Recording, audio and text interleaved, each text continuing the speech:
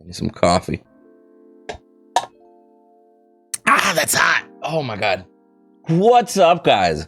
So, Fault has officially been out for about a year and a half, actually, if we consider the alphas and everything. Now, for their latest dev blog, they actually went through what I would call a summary of everything that they've done. Kind of a little flex is what it feels like, to be honest. But I'm gonna go over it. I'm gonna read it to you guys. I'm gonna give you my feedback on the different changes and stuff like that. What I think they should change for future references, you know, things that we want to see coming down the road, and also things that they confirmed are coming down the road. Let's check it out.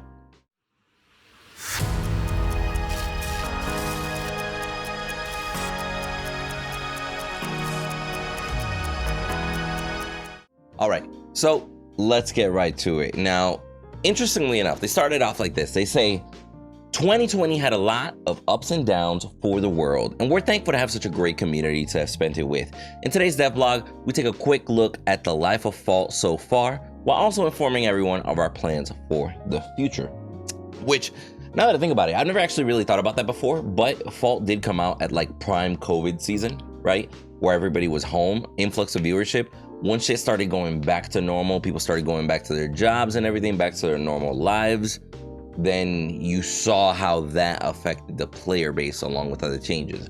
But let's move on forward here. They mentioned after a year and 7 months of hard work from the founding members and 3 major alpha events where we opened the service to thousands of players, Fault launched its early access on July 17, 2020. And now that I think about it, during those early access alphas, when it wasn't like a paid early access, I will say that I personally feel like people receive the product better, but as soon as they reach paid early access, which is perfectly normal for a lot of games, that kind of put a sour taste in a lot of people's mouth, because they went from free to play to paid early access, and now it's going to go to free to play again. So whatever. Moving forward, they say, since the game has seen many updates, content releases, community events, and more, we've prepared a look at everything that has been released since EA launch. Now, they mentioned content, patches. In roughly 5 months, the game has been in early access. We've seen 28 patches, along with many hotfixes and small updates to address bug and balance while adding more content to Fault. Many of these patches would not have been possible without all of the bug reports and feedback we receive from our players daily. We encourage everyone to continue informing us of any bugs they may come across through our in-game report system. I do gotta say, too many people still don't know that L is the report button. Even just adding that in the loading screen, press L to report, just something that's a little bit more clear would probably be better. Or when people hit escape, have the report option there, like a little button that says report, you click on it and then the screen pops up. Just because too many people don't know that L is it, and it is a kind of random ass letter to have as a report button. But moving forward, we have seen 7 new heroes since release, giving Fault a current total of 21 heroes. It's crazy to think we got 21 heroes already. You can view our roster to learn all about each of them to prepare yourselves for the battlefield. I gotta say, in these 7 new heroes that came out, we have definitely had some heavy hitters. Everything from CC, Grux, and Richter, from these crazy mages like Gadget and Morgesh. I mean, arguably, Decker and Grim are also mages the way that they're designed right now, but that's another conversation to be had. And then we had Kalari. Nice little twist. I don't really think she was necessary this early, but cool to have her. I hate Kalari personally, so that's why. Now, talking about skins, they mentioned Fault has seen many original hero skin releases in the past 5 months and even before EA release.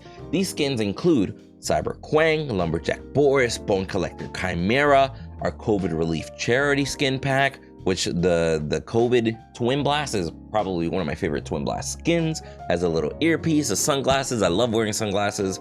Different story. And all 6 of the Season 0 Pass limited skins. Some were better than others, quite frankly. Some of these skins started as community concepts that were submitted in our concept vault channel in our Discord, which is very true, very true. On some of those skins, I know, for example, Jay, you know, homie, we actually talk here and there.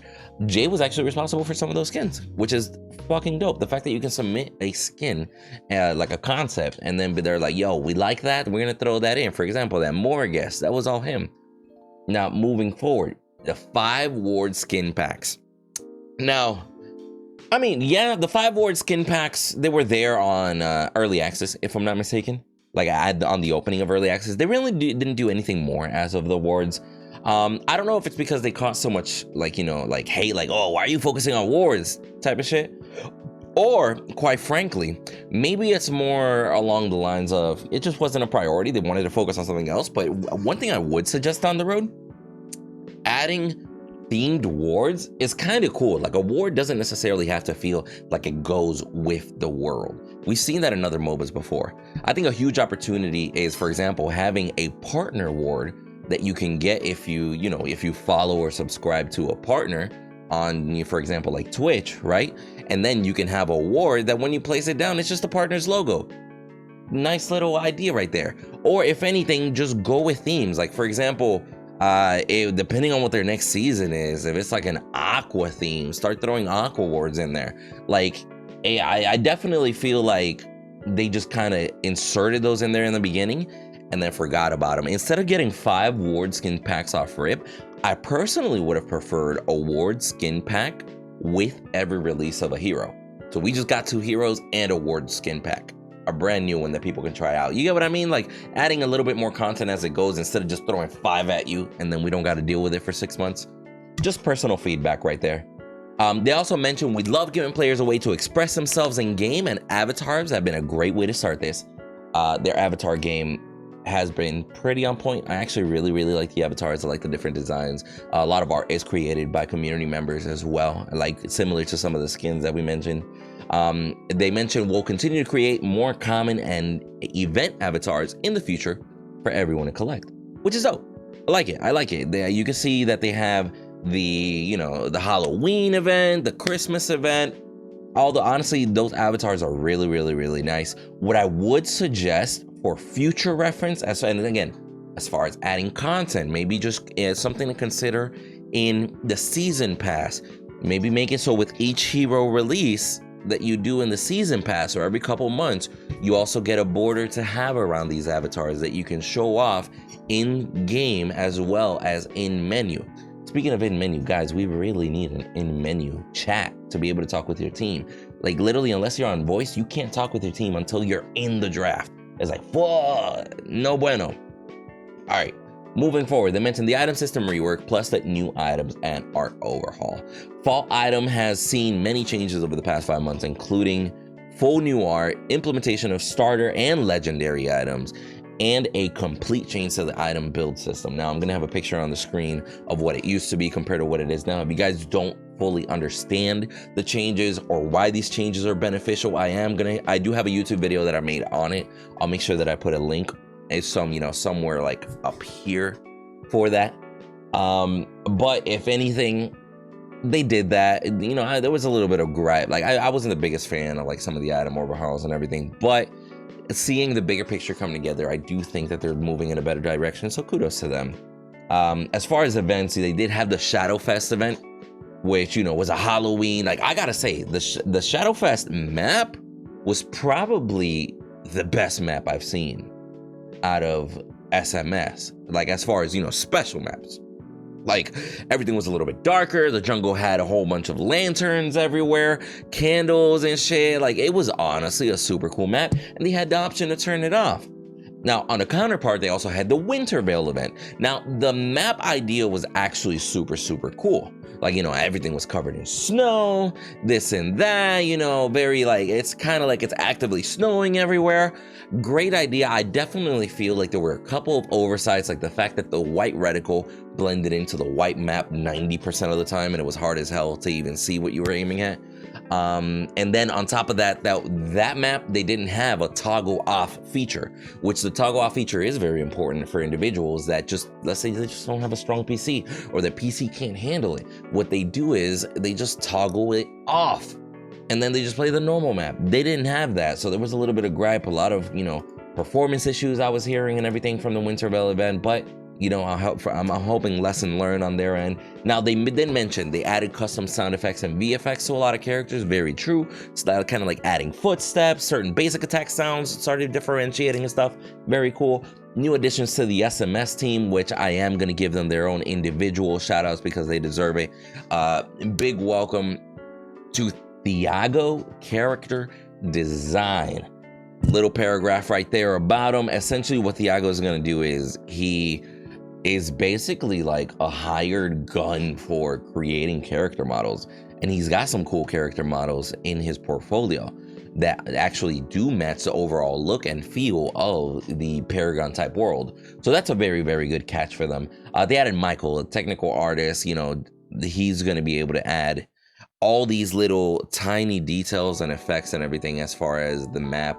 Now, I don't know if Michael had anything to do with the previous maps that we saw, but hopefully from the feedback I was just able to give and other feedback that has been given as far as, you know, Michael and the rest of the team, maybe they can adapt as to all that and move on forward, because the pictures that they provide from like Michael's previous work look dope as hell.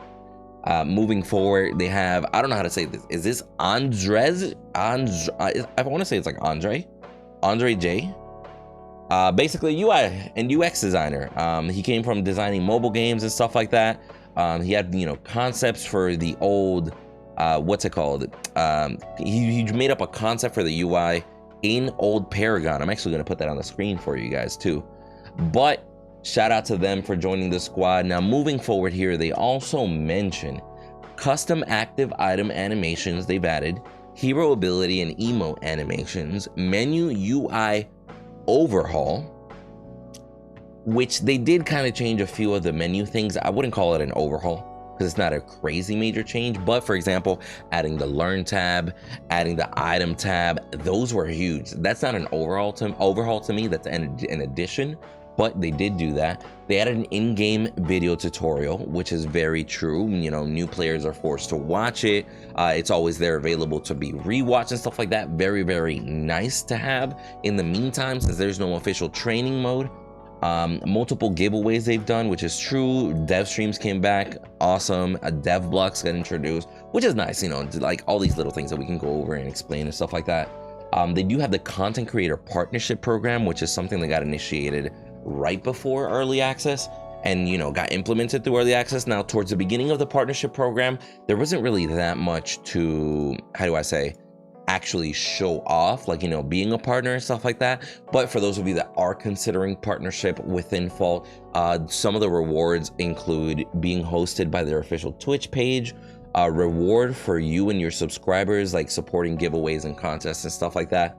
Promotion on all their official channels and website. So for example, on their website and stuff like that, on their Discord, you're able to have your information listed on there to generate more traffic towards your channel. Communication with the CM team and the devs, which is huge, you know, being able to talk to the community manager, being able to talk to the devs. It'll help out for YouTube videos, Twitch information, feeding the community early information ahead of time. Super cool. And then just a dedicated community title. Now, the dedicated community title, to me, it doesn't really mean much except that people recognize that you're a partner. It would be kind of cool if, like, in-game even, or like if we had a little something to just kind of throw in there, like a picture that said Fault Partner. Or could you imagine having like an actual like avatar that says Fault Partner or something like that? That'd be kind of cool, just throwing it out there. Worth considering as feedback for down the road. Now, do mention what's coming. They say what our focus on heroes throughout season 0. Our focus on heroes throughout season 0 has pushed back a lot of features that need to be brought to Fault to make it into the game. We all want it to be. Very true, because their focus on the heroes did basically stop some of the progress that should have already been there that would have made the game a lot better. But I personally think that might have been more on the side of biting off more than they could chew. It was their first time introducing heroes. They did 2 every 2 months, but then they realized, hey, it's not just adding content. They have to constantly be fixing content, adapting, tweaking. As soon as you add something, something else breaks. That's the nature of game development. And, you know, lesson learned, basically. So moving forward, I'm sure they're going to be able to provide a much more better experience from there. But they also mentioned we want to focus 2021 on finishing the game so that it's in a gold state as soon as possible. We compared our roster to other popular games on launch, such as Overwatch. Overwatch on launch had 21 people. Rainbow Six Siege, I don't know why they're considering Rainbow Six Siege, but they had 20 people. But I guess it kind of makes sense because the whole season pass and everything, being able to play a character ahead of time, that is a Rainbow Six Siege model that they've been following. So I get that, and I guess it kind of makes sense. League of Legends has 17 whenever they left from early access to full release. And we see that our current roster of heroes is competitive. Therefore, the focus for the coming months will be on the game itself. Again, coming months, not the whole year. I had somebody tell me that, oh, 2021, they're not going to release heroes. They didn't say that. They're just saying on the next few months, they're going to be focusing on finishing the game because their original estimation, and what I hope they're still going to keep to, is releasing the game in the first quarter of 2021. We're already halfway through the first month. That means they have 2.5 months to get the game ready to be fully released. If they're going to stick with timeline, which quite frankly, they need to. They need to stick to the timeline. They can, in my personal opinion, they can't afford to be late on this specific timeline. So they're probably in crunch time right now, as they say. Now, they also mentioned on here, polishing the game, bug fixing, missing features, production pipeline for cosmetics, and code foundation stability. The sooner the game has all this, the sooner we can start porting to consoles and reach our large community that is still waiting, which is a huge, huge key and point to mention. The fact that they have to, once they finish the game, they can then finally start be like, hey, we have a nice foundation. Let's now focus on sending that to console, instead of having an early access with bugs and stuff like that everywhere. You know what I mean? So it's smart. If they, I don't know how long it's going to take, but my hope is that in the first 3 months of 2021, they can fully release the game. And then hopefully by the end of 2021, be able to at least do some sort of alpha on console. I don't know if they can do that. I don't know if they have the manpower. I don't know if they're even planning to do that. Maybe they're planning for 2022. I don't know. But that's what I hope. Moving forward, they also mentioned, to give you a taste of what's to come, here's the major features that we want to implement this year, in no particular order, so no specific order, but some of the things they want to add. The new heads-up display and the new map. We know that those things are already confirmed, are already coming. Exciting when they're going to drop, I'm not 100% sure, hopefully soon. Client prediction improvements for smoother gameplay. Main menu redesign, I'm glad. I would love to participate in feedback for that if anybody was watching. Replay system as well. Actually, on the menu redesign one, I gave them huge feedback as far as little things to change, little things to, that are better for sales, better for the viewers, retention and stuff like that. And they actually changed it, so kudos to them. But I would love to, help participate in the feedback on that new menu. Moving forward, like we're saying, the replay system, we really need that replay system, especially for casting. A lot of the Fault partners and other community members have started doing Fault, little tournaments and stuff like that. Somebody reached out to me with the whole idea of having Friday Jedi fight nights, which is, it sounds kind of cool. We'll see. I don't know. Let me know in the comments down below if you guys think that we should actually do stuff like that. Also, ability casting improvements and input buffering, yes, making those smoother. New items, which I honestly, I know it might be a tall order, they might not be able to, but I personally think before they come out to full release, they need double the items, because in Fault's item system, it's basically designed around color coding and how favor implements into that, which they do mention they're doing a favor system rework. But if they keep to a similar concept, they're gonna need a lot more items, or just have the favor apply to whatever the hell you're building. That's another idea, not just color coded. That would be a little bit more simplistic too for new players. Moving forward as well, they are adding a mastery system. They've said it from the beginning they wanted to add. So I do recommend having not only individual character mastery systems, but having an actual overall game experience mastery system. Maybe have mastery borders for that, you know what I mean? Like something that's very similar, very popular in Smite, for example, is you can see the individual's experience level, not just because it has the number like Mastery 5 sitting right there, but because There's either going to be like a border that specifies, or they got a specific skin that's only to the mastery. They have several different tiers for the skin, like they started the mastery halfway through the mastery, or finished the mastery. You know, like bronze, gold, diamond is basically how Smite has it. So they can easily adapt some things like that and add their own little flavor of, you know, their own little twist as to it, and be able to make a system like that shine. Also, river and pre-prime objectives. So that's awesome to hear. That, you know, like I've known that river, like, you know, river buffs or adding stuff to the river, or actually just adding a river, quite frankly, it was in the works for a while. I'm glad that they actually came out and say, hey, we want to add this. So that's kind of cool.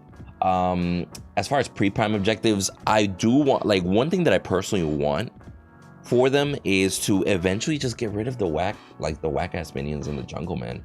Like those basic old minions that we've been looking at for 5 years. Even just create your, like, you got a new character, you know, excuse me, a model designer, have them create a new minion and literally just change all the minions in the jungle to a new model.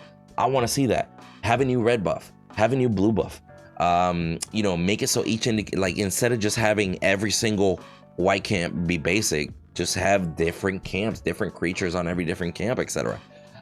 Make it a variation so it actually matters who you jungle. One of the key parts about being a good jungler is a good jungler has to know its pathing, but right now, regardless of who you're jungling, it's the same fucking pathing, no matter who you are. That's why jungle is so fucking easy and fault. But that level of intricacy is something that they could always add down the road, but I definitely do advise of that if anybody's watching.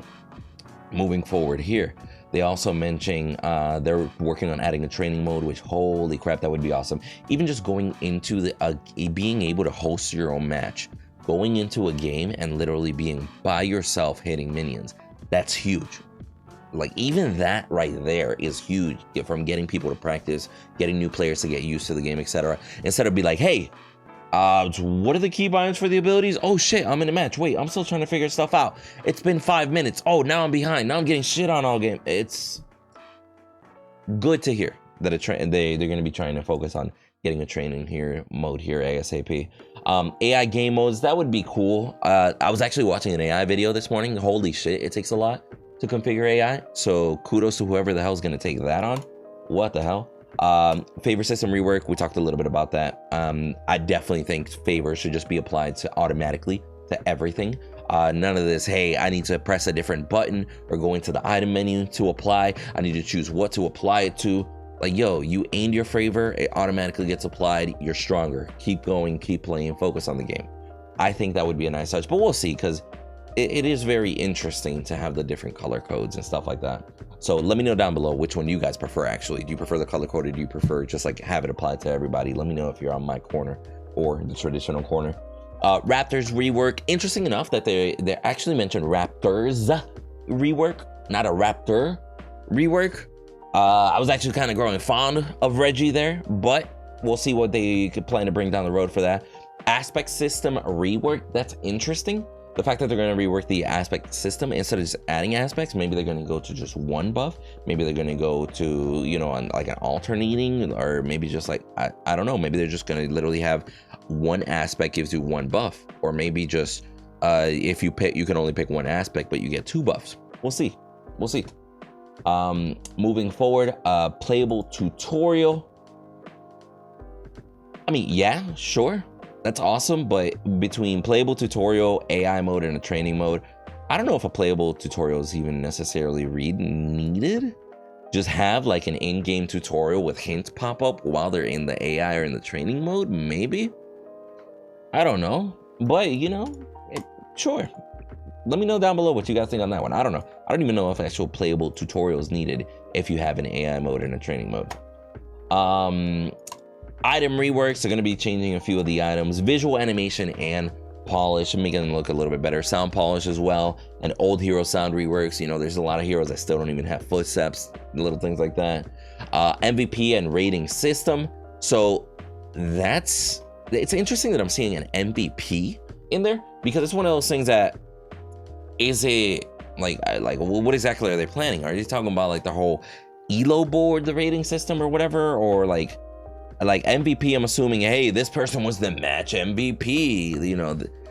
I guess people like to see that. People like to know, like to brag, etc. Yeah, sure, why not? You get notified after the match.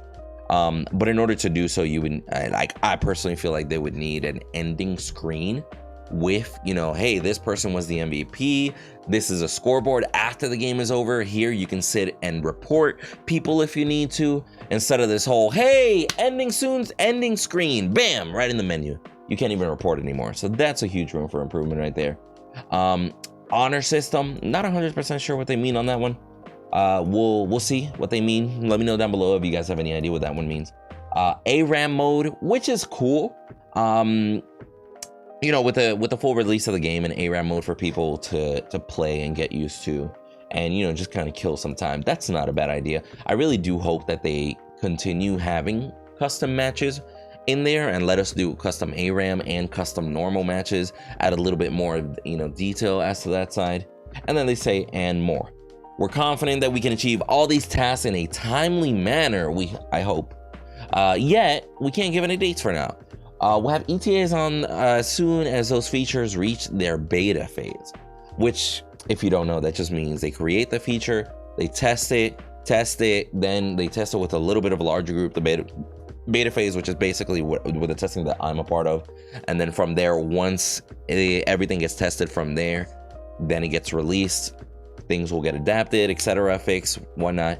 Fear not, the main focus of the development team right now is the heads-up display. We're working tirelessly every day to bring it to you as soon as possible, and hope to start sharing the heads-up display in the game in the coming weeks. That's actually very close. Like I was saying, the heads-up display and a new map, those are very, very close. I really just hope they release them ASAP. But, you know, like, there's still consistent testing that's going on behind the scenes. It's just one of those things that, you know, as testers, we try to iron out as many kinks as possible to get it out to the public. But it doesn't mean that when it gets out to the public won't find a bug that we haven't come across. Totally possible.